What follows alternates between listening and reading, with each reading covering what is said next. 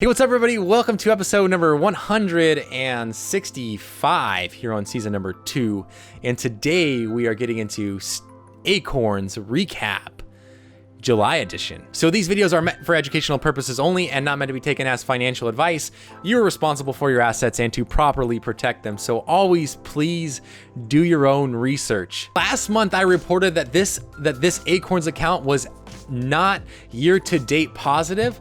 However, this month the tides did turn and I actually am up 1.8% year to date on this account. I mean, which means that there was a significant amount of growth on my Acorns account, because last month I was down 1.59%, basically going from a negative $22.51 to a positive $41 or $44.51. Honestly, like for me, like this is crazy how fast this account grew in a month.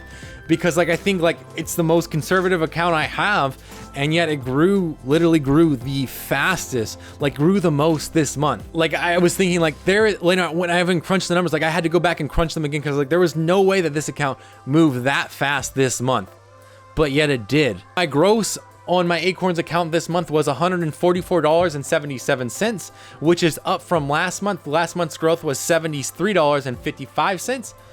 However, if you minus like all my deposits, my roundups, my regular deposits, my 1 month $5 deposit or whatever, you get a net profit of $82.86 or 3.87%. Last month I did take a negative 0.74%. And like I said earlier on, like maybe like 2 minutes ago, this is the most conservative account I have. And so it's really, really cool to see my most conservative account still grab a huge piece of growth this month. But let's go ahead and actually take a look on the phone on my actual account real quick. So this is my Acorns account right now. There's $2,562 in there and 20 cents. We'll go ahead and take a look at the past real quick, and we'll scroll down to the very, very, very, very, very bottom to the beginning of July 2nd. We got roundups coming in for 35 cents, 34 cents, a dividend paid for $3.17 from large company stocks. More roundups, obviously, a dividend paid of $1.45 from corporate bonds, a dividend paid from government bonds of 75 cents. More dividends. I got a referral reward this month. That's awesome, yo. If you use my link to sign up, I appreciate it. Thank you so much. I'm glad that you found it because I don't even know where the heck that thing is located. So thank you so much for finding it. First of all, if you're the one that signed up this month, feel free to let me know down in the comments. I would love to personally thank you, maybe on the next episode. Another roundup, one-time investment of $20 on the 18th, roundups on the 20th, more roundups coming in, a one-time investment on the 20th, on the 26th, more roundups on the 27th, roundups on the 30th, and then onto August, some dividends and some roundups. But let's go ahead and take a look at the actual overall performance on my account. For the 1 year, I've done $279, and actually for the overall, I've done $279.85 gain, which comes to 12.22%.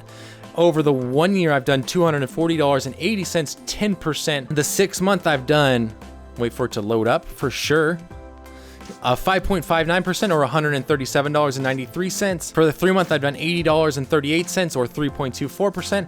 The 1 month, I've done $34.97 or 1.38%.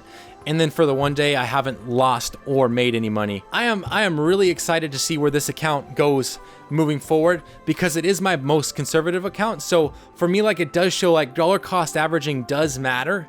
And like, even though I'm really heavily exposed into bonds in this account, like I was still able to buy those equities that had dropped, those ETFs that had dropped.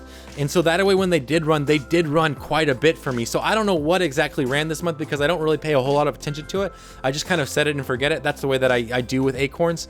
I just kind of do away with it, right? I don't need to worry about it. It's Acorns. It does itself. Also, one other thing that I wanted to look at as well is the overall account summary. So this month, this year, this overall on my total account, I made $69.93 in dividends, almost $70. I've made $35 in referrals.